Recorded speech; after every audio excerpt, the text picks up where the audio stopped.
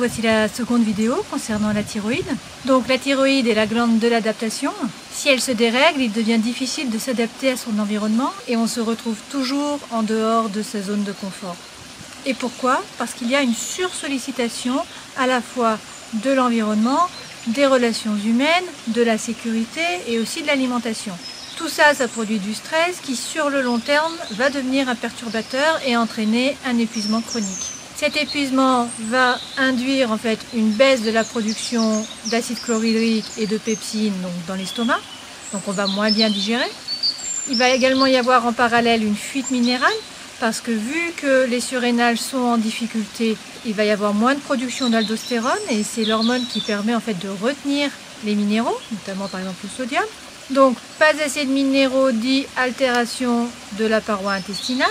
Lorsqu'il y a altération de la paroi intestinale, les jonctions serrées se relâchent et cela crée une hyperperméabilité des intestins. Auquel s'ajoute un défaut d'élimination, puisqu'en fait le sang et la lymphe vont moins bien circuler. Donc il va y avoir un défaut circulatoire, le corps va se mettre en inflammation pour essayer en fait de faire sortir, d'éliminer tous les déchets.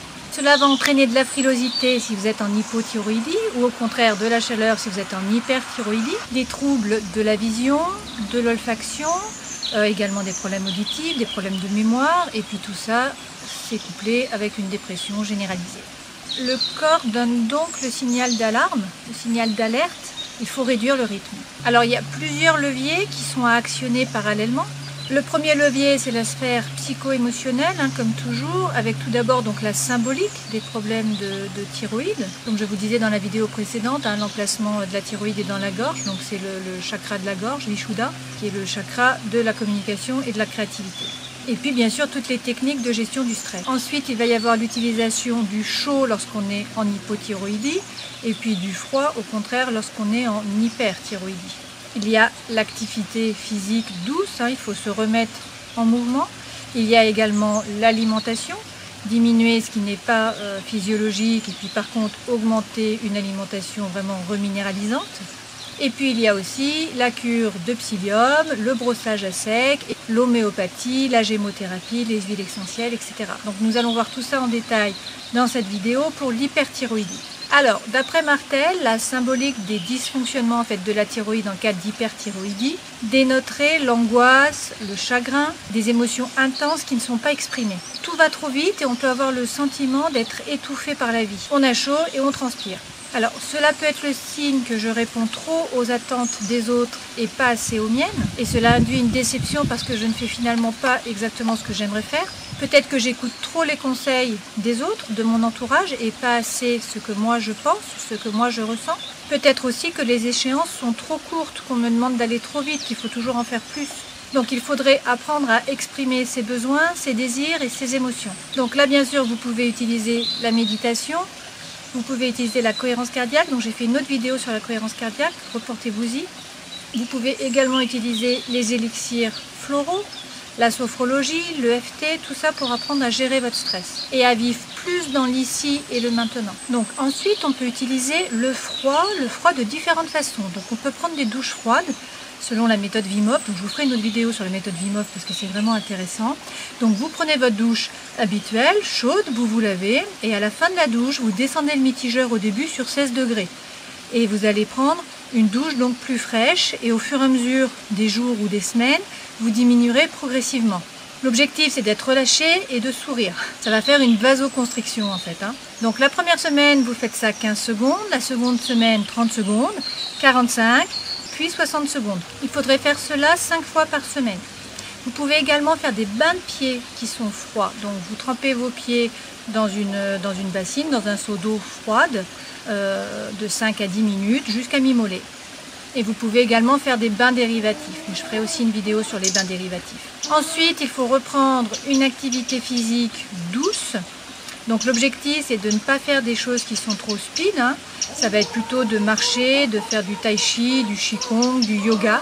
L'objectif, c'est que l'énergie circule et que vous soyez en mouvement. Mais il ne faut pas que ce soit acidifiant et que ça crée du stress pour l'organisme, qui est déjà stressé. Le quatrième levier, c'est l'alimentation. Il va falloir modifier les habitudes alimentaires. Donc tout d'abord, mangez moins, diminuer tous les stimulants. Donc les stimulants, c'est à la fois le sucre, le café, le thé, le tabac, l'alcool, la confiture, les produits industriels. Il faudrait également éliminer temporairement les aliments qui sont mal absorbés, donc le gluten et la caséine en général, donc les céréales et puis les produits laitiers. Il faudrait faire attention aux combinaisons alimentaires, donc j'ai également fait une vidéo sur les combinaisons alimentaires. En gros, il faudrait manger les fruits en dehors des repas. Et puis avoir midi et soir des légumes, avec ces légumes soit des protéines, soit des féculents. Reportez-vous à la vidéo que j'ai faite si ça vous intéresse. Il faudrait ensuite passer à une alimentation anti-inflammatoire, c'est-à-dire qu'on va augmenter les fruits, on va augmenter la consommation de légumes, donc des légumes crus, des crudités midi et soir si on n'a pas de problème de ventre. Et puis également des légumes qui sont cuits. On va augmenter les doses d'oméga 3, donc des huiles oméga 3 qui sont des anti-inflammatoires naturels qu'on va manger crus, qu'on va rajouter par-dessus les aliments. Donc je vous rappelle que ce sont les huiles de colza, de lin, de chanvre, de cameline et de noix principalement. Et puis vous pouvez également pratiquer le jeûne à votre niveau. Donc vous commencez par des monodiètes et puis après par du jeûne intermittent. Par exemple, vous ne mangez pas le petit déjeuner le matin. Et puis après, vous faites une journée de jeûne, ou le matin et le midi, et puis vous mangez seulement le soir. Ensuite une journée, ensuite plusieurs jours de suite. Donc là c'est pareil, je vais faire une vidéo sur le jeûne pour vous expliquer un peu les points qui sont importants et ce à quoi il faut faire attention. Toujours en parallèle, on fait une cure de psyllium pour nettoyer les intestins. Donc j'ai également fait une vidéo sur le psyllium, donc reportez-vous-y. Et puis on attaque le brossage à sec. Donc avec une brosse sur la peau qui est sèche, donc qui n'est pas mouillée, afin de faire circuler la lymphe. J'ai également fait une vidéo sur le brossage à sec, donc reportez-vous-y également.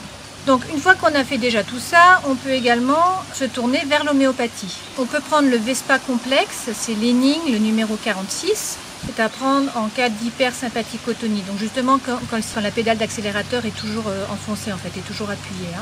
Que vous êtes trop speed, quand ça va trop vite. Donc là, il faudrait prendre 20 gouttes 3 fois par jour. Le docteur Willem préconise également de prendre iodum 15 CH, thyroïdea 5 CH et natrum muriaticum 5 CH. Il faut prendre 3 granules de chaque 2 fois par jour. Vous pouvez également avoir recours à la gémothérapie. Donc le docteur Willem préconise de prendre 3 macéraglycérinés différents, donc de prendre du Viorne le matin, 50 gouttes dans un peu d'eau, de l'aubépine le midi, 50 gouttes également dans un peu d'eau, et du cornouiller sanguin le soir, 50 gouttes dans un peu d'eau. Ce sont des macéraglycérinés à 1 DH. Et puis, concernant les huiles essentielles, je vous propose la marjolaine à coquille qui apaise le système nerveux, donc elle calme la thyroïde, elle soulage la tachycardie, les diarrhées, la transpiration, le stress. Vous pouvez ajouter 45 gouttes d'huile essentielle de marjolaine à coquille, donc de la bio. Reportez-vous à la vidéo que j'ai faite sur comment choisir ces huiles essentielles. Donc 45 gouttes d'huile essentielle de marjolaine à coquille dans 15 ml d'huile végétale de noyau d'abricot. Vous allez prendre quelques gouttes et vous allez faire un massage matin et soir de la gorge. Vous faites ça pendant 3 semaines et puis vous arrêtez pendant une semaine et puis vous recommencez si nécessaire. Et vous faites pareil, à chaque fois vous faites une fenêtre thérapeutique d'une semaine toutes les 3 semaines. Donc vous faites 3 semaines, vous arrêtez une semaine.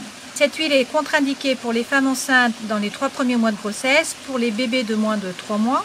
Les personnes asthmatiques doivent faire attention pendant les périodes de crise. Et puis il ne faut pas la prendre en cas d'hypotension aiguë. Et il faut savoir que sur une longue période, il y a un risque d'accoutumance. Mais de toute façon, l'objectif avec les huiles essentielles, c'est jamais de les utiliser sur le long terme. Vous faites une cure en fait pendant 2 ou 3 mois avec toujours une fenêtre thérapeutique d'une semaine où là, vous ne faites pas, vous arrêtez tout. Comme ça, vous laissez le corps se déshabituer en fait. Voilà, je vous laisse tester tout ça pour l'hyperthyroïdie et puis on se retrouve la prochaine fois pour l'hypothyroïdie. Ciao!